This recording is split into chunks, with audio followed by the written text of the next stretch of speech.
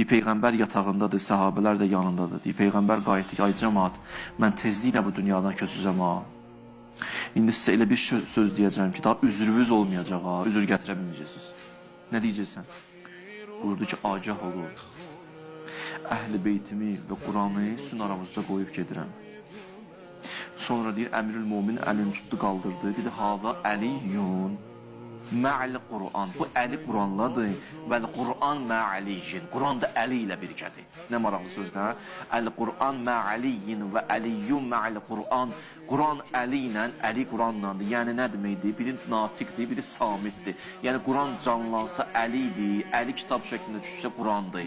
Peyğəmbər bunu deyir.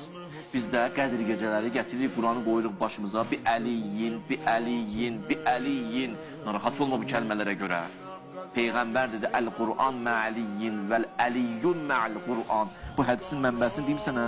Davamı nə deyir? Və lə yəftəriqani həttə yərida aleyyəl-hoz. Qiyamətə qədər belə olacaq. Əlini Qurandan ayrı salmıyor. Quranı əlidən ayırmıyor. Deməyin, həsbuna kitabullah. Kitab bizə yetər. Bunlar ikisi birlikdə sizə yetər. Bunlardan ayrı düşmüyor. Bu hədis haradadır?